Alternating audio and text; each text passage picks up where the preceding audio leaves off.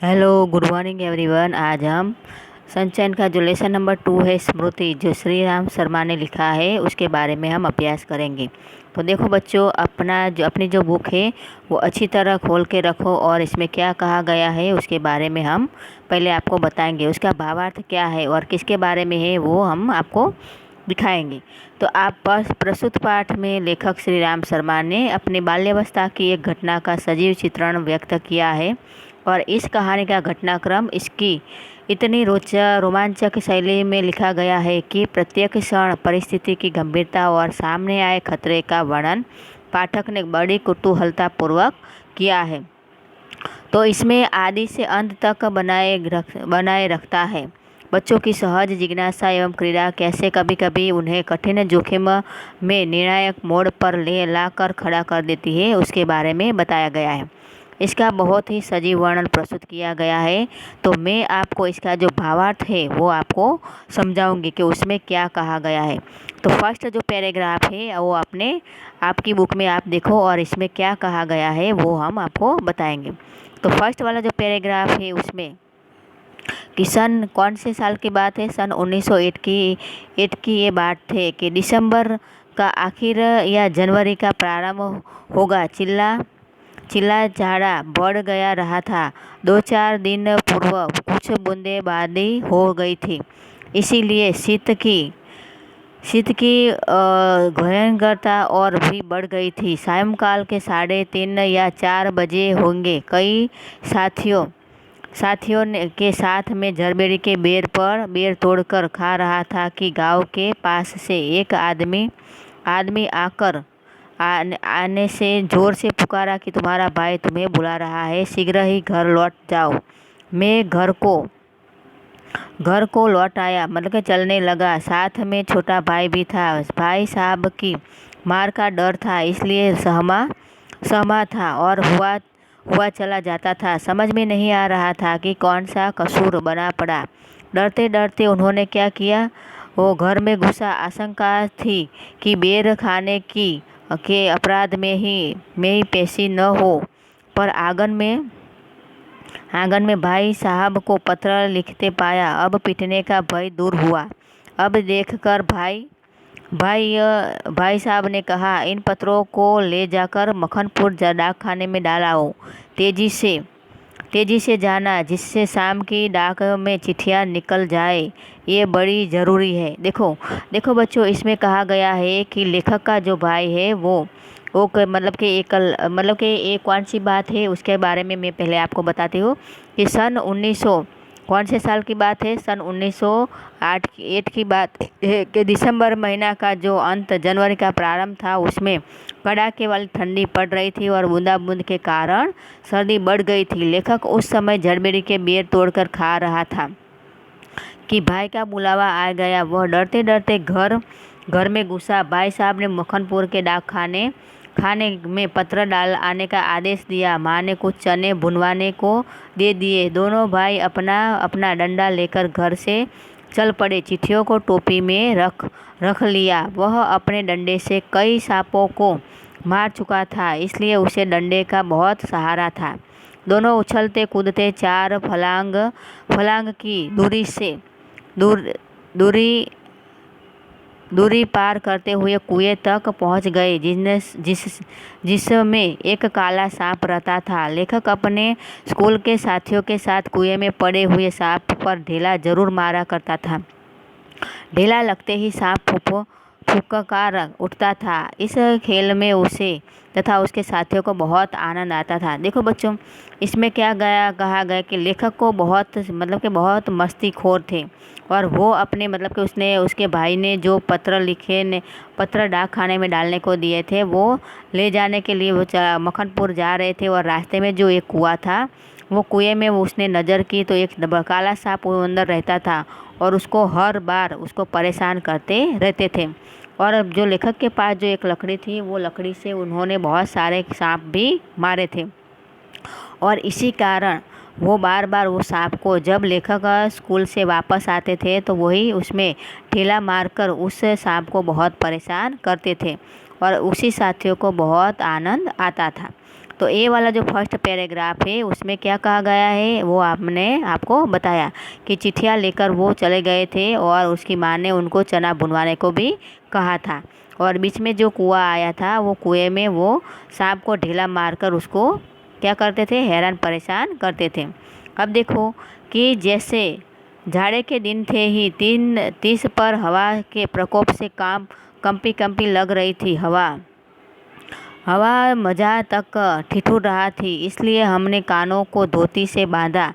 माँ ने भुजाने वाले के लिए थोड़े चने एक धोती में बांध दिए। हम दोनों भाई अपना अपना डंडा लेकर कहाँ जा रहे थे, मक्खनपुर निकल गए, घर से निकल पड़े। उस समय उस बबुल के डंडे से जितना मोह था उतना इस उम्र में राइफल से नहीं। मेरा डंडा अनेक सांपों के लिए नारायण वाहन हो चुका था। देखो बच्चों, इसमें बताया गया है कि जो उसका जो छोटा सा डंडा था जो बबुल के पेड़ में से बनाया गया था वो कितने सांपों को मार चुका था, इसलिए उसको बंदूक या राइफल की कोई ज़रूरत नहीं थी और बार बार वो डंडे का इस्तेमाल करते थे। और इसी प्रकार वो क्या करते थे, देखो दूसरे पैराग्राफ में क्या कहा है। जैसे ही वो कुआं सामने आया, लेखक के मन में सांप की पुकार का मजा लेने की बात आ गई। उसने ढेला उठाया और टोपी को उतारते हुए कुएं में ढेला फेंक दिया। टोपी के नीचे रखी हुई तीनों चिट्ठियाँ कुएं में जा गिरी। चिट्ठियाँ बहुत ज़रूरी थी। लेखक को भाई की पिटाई का डर था। दोनों भाई रोने लगे। तब उन्होंने माँ की गोद याद आ रही थी। 3 दिन छिपने को था और घर में पिटाई का डर था। लेखक ने कुएं में घुसकर चिट्ठियाँ लाने की सोची। छोटा भाई रो रहा था। उनके पास कुल मिलाकर 5 धोतियाँ थी। उन सभी धोतियों को आपस में बांधा गया। धोती के एक सिर पर डंडा बांधकर उसने कुएं में डाल दिया। दूसरा सिरा एक गांठ लगाकर छोटे भाई को दे दिया और उसे मजबूती से पकड़ने के लिए कहा। लेखक ने छोटे भाई को विश्वास दिलाया कि वह कुएं के नीचे पहुंचते ही सांप को मार देगा।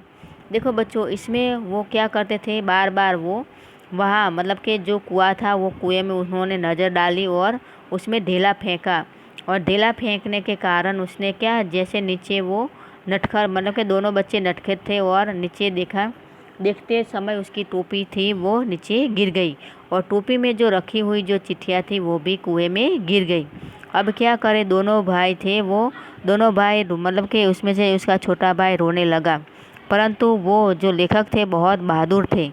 उन्होंने क्या किया, अपनी अपनी धोतियाँ निकाल कर उन्होंने एक बड़ी सी लंबी रस्सी जैसा बनाया और वो नीचे गया और उसके छोटे भाई को कहा कि तुम बड़े मतलब कि बहुत अच्छी तरह पकड़ना कि जिसके कारण मैं नीचे जाकर वो मतलब कि वो चिट्ठियाँ वो लेकर आऊँ और उस सांप को भी मार कर आऊँगा।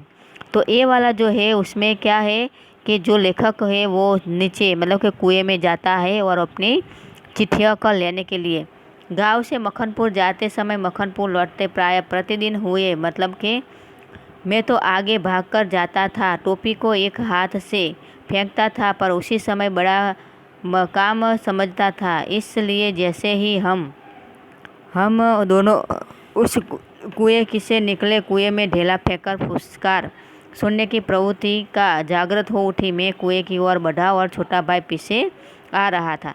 तो देखो बच्चों, देखो ये वाला जो चित्र है उसमें 2 भाई है, दोनों भाई की जो चिट्ठियाँ है वो नीचे में मतलब कि कुएं में ढेला फेंकते समय उसकी तीनों चिट्ठियाँ है वो नीचे गिर जाती है और गिरने के कारण वहाँ जो कुएं का जो मतलब कि सांप बड़ा जहरीला था और उसको इन लोगों को बहुत मज़ा आ रहा था। और वो छोटा भाई है वो बहुत रो रहा था। क्यों रो रहा था, क्योंकि कुएं में क्या गिर गई थी, वो मतलब कि उसकी चिट्ठियाँ गिर गई थी और चिट्ठियाँ गिर जाने के कारण अब जो बड़ा भाई है जो लेखक है वो बहुत बहादुरी से उसमें से जो उसकी 5 धोतियाँ थी उसकी बड़ी सी लंबी रस्सी बनाई और रस्सी बना के वो नीचे उतरे। अब देखो इसमें क्या होता है कि मृग शावक के पीछे छोटा शावक मृग शावक हो लेता है। कुएं के किनारे से ढेला उठाया और उछलकर एक हाथ से टोपी उतारते हुए सांप पर ढेला गिरा दिया। पर मुझे तो बिजली सी गिर पड़ी। सांप ने फुसकारा फुसकारा फुसकारा मारी या नहीं, थैला उसे लगा या नहीं, और क्या हुआ, यह बात अब तक स्मरण नहीं। स्मरण का मतलब है याद। टोपी के हाथ में लेते ही तीनों चिट्ठियाँ चक्कर कर कहाँ पे कुएं में गिर गई। अकस्मात जैसे घास चरते हुए हिरण की आत्मा गोली से हत होने पर निकल जाती है और वह तड़पता रह जाता है, उसी भांति वे क्या हो जाते हैं। चिट्ठियाँ क्या टोपी से निकल गई, मेरी तो जान निकल गई। उनके गिरते ही मैंने उनको पकड़ने के लिए एक झपटा भी मारा, ठीक वैसे ही जैसे घायल शेर शिकारी को मारता है। उसी प्रकार पेड़ पर चढ़ते देख उस पर हमला करता है, पर वे तो पहुंच से बाहर हो चुकी थी। क्यों? क्योंकि वो तीनों चिट्ठियाँ कहाँ पर गिर गई थी, कुएं में गिर गई थी। अब दोनों भाई क्या करते थे, दोनों भाई वहाँ पे बैठ के, मतलब कि उसका छोटा भाई था वो रोता था, क्योंकि उसको घर जाए तो मार की डर थी। और इसीलिए छोटे बड़े भाई ने बहादुरी से क्या किया, उनके पास जो 5 धोतियाँ थी उसकी बड़ी सी रस्सी बनाई और नीचे कुएं में उतरे। अब देखो उसको अब बार बार क्या याद आता था, अपनी माँ की गोद याद आती थी। और इसी प्रकार झूठ बोलकर चिट्ठिया के न पहुँचने की जिम्मेदारी का बोझ दबा में बैठा। 15 मिनट होने को आया, देर हो रही थी और उधर दिन का बुढ़ापा बढ़ता जाता था। कहीं भाग जाने को तबीयत करती थी। देखो बच्चों, इसमें लेखक को बहुत डर लगता था। क्यों डर लगता था? क्योंकि उसके भाई का बहुत डर था कि घर जाए तो घर जाके जवाब क्या दे, उत्तर क्या दे। इसीलिए वो क्या करते थे, बहादुरी से वो चिट्ठियाँ निकालने के लिए नीचे उतरे। अब देखो, दृढ़ संकल्प से दुविधा की बेड़ियाँ कट जाती है। मेरी दुविधा भी दूर हो गई। चिट्ठियों को निकालने का निश्चय किया। कितना भयंकर निर्णय था, पर जो मरने को तैयार हो उसे क्या, मूर्खता और बुद्धिमत्ता से किसी को काम करने के लिए कोई मौत का मार्ग ही स्वीकार कर ले और वह भी जानबूझकर तो फिर वो अकेला संसार से भिड़ने को तैयार हो जाता है। अब देखो बच्चों, इसमें क्या कहा गया कि लेखक धोती पकड़कर नीचे उतरा। अभी वह धरातल से 5-4 फुट ऊपर ही था कि उसी फन फैलाए लहराता हुआ सांप दिखाई दिया। लेखक बीचों बीच उतर रहा था, डंडा नीचे लटक रहा था। कुएं का धरातल अधिक चौड़ा न था, इसीलिए उसे मारने के लिए नीचे उतरना जरूरी था। उसे अपना पाँव सांप से कुछ ही फुट की दूरी पर रखना पड़ा। एकाएक उसने अपना पाँव कुएं की बगल पर टिका दिया और नीचे गिरा। सांप फुफकार कर लेखक के पास दीवार से हट गए। थोड़ी ही देर में उसने अपने पाँव सांप के सामने धरातल पर टिका दिया। अब दोनों आमने सामने थे। वे एक दूसरे को देख रहे थे। इतनी खुली जगह नहीं थी कि डंडे को घुमाया जा सके। बस एक ही तरीका था कि सांप को कुचल डाला जाए, परंतु वह खतरनाक था। अब देखो, उन्होंने किसी भी तरह नीचे कुएं में उतरे, परंतु क्या करे, सांप फन फैलाए बैठा था धरातल में और किसी भी तरह उसको मारने था। पर सांप क्या था, वो बहुत भयंकर था। अब क्या हुआ, देखो बच्चों, इसमें क्या बताया गया है कि लेखक क्या करता है उसके बारे में। कुएं के धरातल में कि लेखक ने देखा कि चिट्ठियों नीचे पड़ी थी। उसने डंडे से चिट्ठी को सरकाना शुरू कर दिया। सांप ने अपना फन पीछे कर लिया, परंतु जैसे ही डंडा चिट्ठी के पास पहुंचा, सांप ने डंडे पर जोर से डंका मारा। डर के मारे लेखक ने हाथों से क्या किया, डंडा छूट गया। वह खुद भी उछल पड़ा। उसने देखा कि डंडे पर सांप के डंक के 3-4 निशान थे। इस संघर्ष की आवाज़ सुनकर ऊपर खड़े भाई की चीख निकल गई। उसने सोचा कि लेखक का काम तमाम हो गया। अब देखो, दोनों भाई जो थे वो सांप की मतलब के नीचे उतरा था। वो भाई उसको मतलब कि सांप को डंडा मारा, परंतु क्या हुआ, वो उसका जो बड़ा मतलब कि छोटा भाई ऊपर खड़ा था, वो उसकी शिकार निकल गई। अब देखो, आप जानते हो कि जो सांप है चक्षु श्रवा है। चक्षु यानी कि आँख, श्रवा यानी कि आँख से सुनता है और आँख से ही देखता है। इसीलिए उसको चक्षु श्रवा कहते हैं, क्योंकि अन्य इंद्रियों के मानव सहानुभूति से अपनी शक्तियों को आंखों से वो देखता है और उसको प्रतीत हो जाता है कि सामने वाला व्यक्ति मेरे साथ कौन सा व्यवहार करता है, और उसी प्रकार उसको पता चल जाता है। तो जो लास्ट वाला जो पैराग्राफ है उसमें क्या होता है, देखो बच्चों, कि जब लेखक ने लिफाफा उठाने का प्रयास किया तो सांप ने वार किया। सांप ने वार किया। पिछला भाग लेखक के हाथों से छू गया। डंडे डंडे डंडे के लेखक की ओर खींच आने से सांप का आसन बदल गया। लेखक ने तुरंत लिफाफे और पोस्ट कार्ड चुन लिए और उन्हें धोती के शोर में बांध दिया, और छोटे भाई ने उन्हें ऊपर खींच लिया। देखो क्या हुआ, लेखक कैसे मतलब कि कैसे बुद्धिशाली थे और कैसे वो अपने सांप की फुकार से वो नीचे उतरे थे, और नीचे उतरकर वो ऊपर आ गए। और क्या हुआ कि लेखक ने क्या किया था, धोती में से उसको उठा लिया और वो ऊपर आ गए। अब देखो लास्ट जो पैराग्राफ है उसमें लेखक ने क्या कहा था और क्या किया। सन 1915 में मैट्रिकुलेशन पास करने के उपरांत यह घटना मैंने माँ को सुनाई। सजल नेत्रों से माँ ने मुझे अपनी गोद में ऐसे बिठा लिया कि जैसे चिड़िया अपने बच्चों को डैन के नीचे छिपा लेती है। कितने अच्छे थे वे दिन। उस समय राइफल न थी, डंडा था, और डंडे का शिकार कम से कम उस सांप को शिकार राइफल के शिकार से कम रोचक और भयानक था। देखो बच्चों, इसमें लास्ट पैराग्राफ में क्या कहा था कि अब लेखक को ऊपर चढ़ना था। यह ऊंचाई 36 फुट की थी। उस समय उसकी अवस्था कितने साल की थी, 11 साल की थी। इस चढ़ाई में उसकी छाती फूल गई और धोकनी चलने लगी। धोकने यानी कि उसकी हृदय की धड़कनें बहुत बढ़ गई। ऊपर पहुंचकर वह काफ़ी देर तक बेहाल पड़ा रहा। लेखक ने सन 1915 में मैट्रिकुलेशन पास करने के बाद ये घटना अपनी माँ को सुनाई, तो माँ ने उसको अपनी गोद में छिपा लिया, और लेखक को वे दिन बहुत अच्छे लगे, क्योंकि पहले के ज़माने में राइफल नहीं थी, सिर्फ डंडा था, और डंडे के आधार पर उन्होंने क्या किया, डंडे के आधार पर पूरा उन्होंने बहुत सारे सांप को उन्होंने मारा था।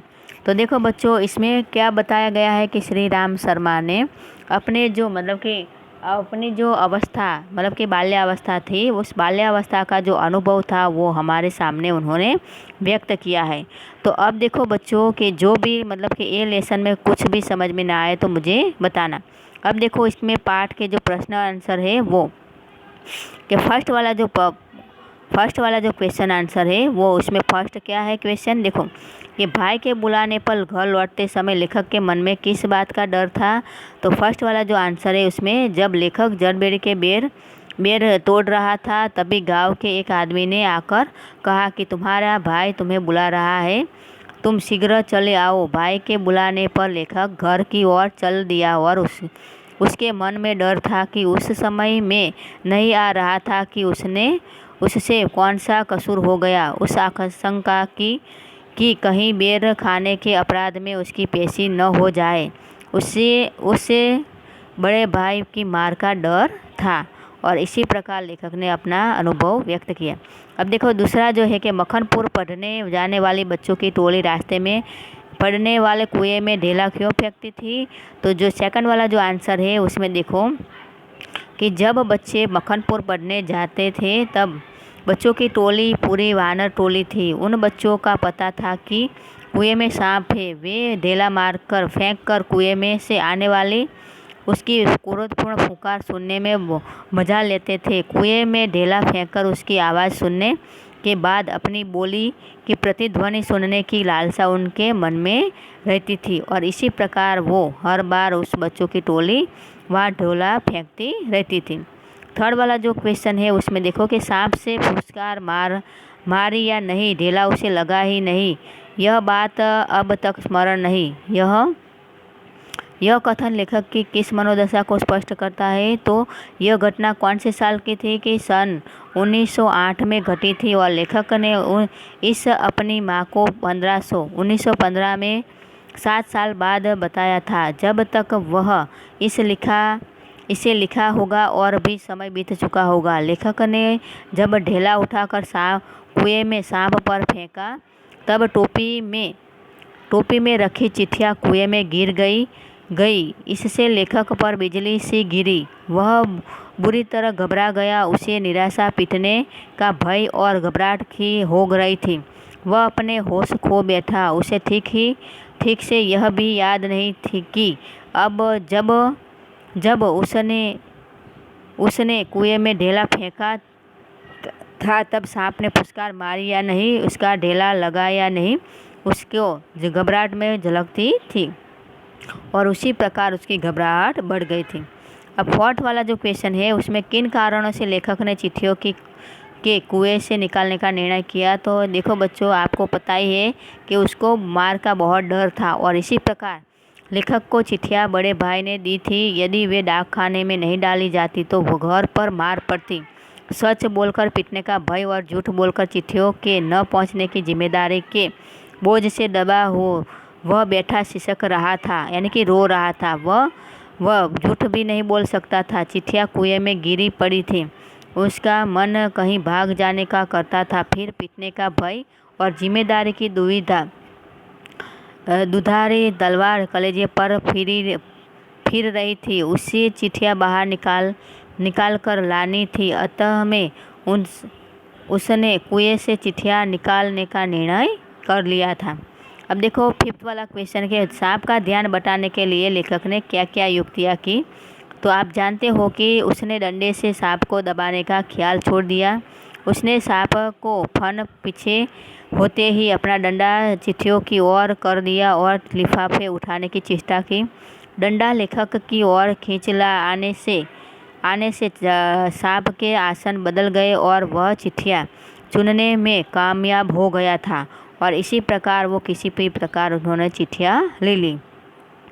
अब 6 वाला जो क्वेश्चन है कि कुएं में उतरकर चिट्ठियों को निकालने संबंधी साहसिक वर्णन को अपने शब्दों में लिखिए। तो लेखक ने किस तरह कुएं में उतरे थे उसके बारे में हमें बताना है कि लेखक की चिट्ठियाँ कुएं में गिरी पड़ी थी। कुएं में उतरकर चिट्ठियों को निकाल लाना साहस कार्य था। लेखक ने इस चुनौती को स्वीकार किया और उसने 5 धोती को जोड़कर डंडा बांधा और एक सिरे को कुएं में डालकर उसके दूसरे सिरे को कुएं के चारों ओर घुमाने के बाद उसने गांठ लगाकर छोटे भाई को पकड़ा दिया। धोती के सहारे जब वह कुएं में धरातल के 4-5 गज ऊपर था, उसने सांप को फन फैलाए देखा। वह कुछ हाथ ऊपर लटक रहा था। सांप पास पैर लटक रहे थे। वह आक्रमण करने की तैयारी में था। सांप को धोती लटका कर नहीं मारा जा सकता था। डंडा चलाने के लिए काफ़ी जगह चाहिए थी, इसीलिए उसने डंडा चलाने का इरादा छोड़ दिया। उसने डंडे से चिट्ठियाँ को खिसकाकर को प्रयास किया कि सांप डंडे से चिपक गया। सांप को छिछला भाग लेखक के हाथों को छू गया। लेखक ने डंडे को एक और पिटक दिया। देवी कृपा से सांप के आसन बदल गए और वह चिट्ठियों को उठाने में कामयाब हो गया और इसी प्रकार वो बहुत के बहादुर थे और इसी प्रकार उन्होंने अपनी चिट्ठियाँ ले ली। अब 7वां वाला जो क्वेश्चन है उसमें देखो, इस पाठ को पढ़ने के बाद किन किन बाल सुलभ शरारतों के विषय में पता चलता है। तो देखो बच्चों, इसमें फर्स्ट वाला जो टॉपिक है कि फर्स्ट तो ये है कि बच्चे जड़ बेरी के बेर को तोड़कर खाने का आनंद लेते थे। कठिन व जोखिमपूर्ण कार्य करते थे। माली से छुप कर पेड़ों से आम आदि फल तोड़ना पसंद करते थे। बच्चे स्कूल जाते समय रास्ते में शरारत करते थे। रास्ते में चलते चलते डंडे की सहायता से वस्तुओं का बिखेरना पसंद करते थे। बच्चे कुएं में ढेला फेंककर खुश होते थे। वे जानवर जीव जंतुओं को तंग कर उल्लासित होते थे। तो ये सारे का सारा जो है पाठ के आधार पर उसकी जिज्ञासा और कुतूहलता को हमने व्यक्त किया है। 8 नंबर का है कि मनुष्य का अनुमान और भावी योजनाएं कभी कभी कितनी मिथ्या और उल्टी निकलती है का आशय स्पष्ट कीजिए। तो इसमें लेखक ने बताया गया है कि मनुष्य हर स्थिति में से निकट के लिए अपना अनुमान लगाता है। वह अपने अनुसार भविष्य के लिए योजनाएं बनाता है, पर ये योजनाएं हर बार सफल नहीं हो पाती। ये कई बार झूठी सिद्ध होती है। कई बार तो स्थिति बिल्कुल उल्टी हो जाती है कि जिस प्रकार लेखक के साथ बचपन में घटित हुआ। मखनपुर जाते समय जब लेखक की चिट्ठियाँ गिर गई थी, उस समय की स्थिति का लेखक ने अनुमान नहीं लगाया था। कुएं में उतरकर चिट्ठियों को लाना साहस का काम था। लेखक धोती के सहारे कुएं में उतरा था। सामने सांप फन फैलाए बैठा था। धोती पर लटककर सांप को मारना बिल्कुल असंभव था। वहाँ डंडा चलाने की भी जगह नहीं थी। लेखक ने डंडे से चिट्ठियों को खिसकने का प्रयास किया तो सांप ने डंडे से चिपका कर आसन बदल दिया। लेखक चिट्ठियाँ उठाने में सफल हुआ। लेखक और इसी प्रकार उसकी वास्तविकता और कल्पना उन्होंने बहुत अंतर होता है। यह बात इस घटना को सिद्ध कर देती है। अब लास्ट वाला जो क्वेश्चन है कि फल तो किसी दूसरी शक्ति पर निर्भर है। पाठ के संदर्भ में इस पंक्ति का आशय स्पष्ट कीजिए। तो क्या बताया गया है, कवि मतलब कि लेखक कहते हैं कि मनुष्य तो कर्म करता है, उसे फल देने का काम ईश्वर करता है। फल को पाना मनुष्य के बस की बात नहीं है। मन चाहा फल प्राप्त नहीं किया जा सकता। यह तो फल देने वाले की इच्छा पर निर्भर है। इस पाठ में लेखक ने चिट्ठियाँ प्राप्त करने के लिए भरसक प्रयास किया और उसे सफलता मिल गई। गीता में भी कहा गया है कि कर्मण्यवाधिकारस्ते मा फलेषु कदाचन, कार्य के प्रति आसक्ति रखना उचित नहीं है। देखो बच्चों, इसमें क्या कहा गया है कि आप कोई भी कर्म करो, कर्म करते रहो, परंतु उसका जो फल है तो ईश्वर हमें अवश्य देता है। और उसी प्रकार ये जो पाठ का अंत है, मतलब कि पाठ में बताया गया है कि कोई भी कार्य करो तो अच्छी और समझदारी पूर्वक करना चाहिए। जैसे कि लेखक ने अपनी समझदारी पूर्वक किया और किस तरह वो मौत के मुख में से बाहर निकल आए, उसके बारे में हमें आपको बताया। तो आपको ये सारे के सारे क्वेश्चन अच्छी तरह लिखना है अपनी नोटबुक में, और शब्दार्थ भी आपको लिखना है। पाठ में जो भी क्वेश्चन या कोई भी क्वेश्चन या शब्द समझ में ना आए तो मुझे बताना। ओके, तो चलो ये वाला जो लेसन है यहाँ पे हमारा पूर्ण होता है। तो सारा का सारा जो लेसन है उसको आपको अच्छी और ध्यानपूर्वक आपको लिखना पड़ेगा। अच्छा, चलो।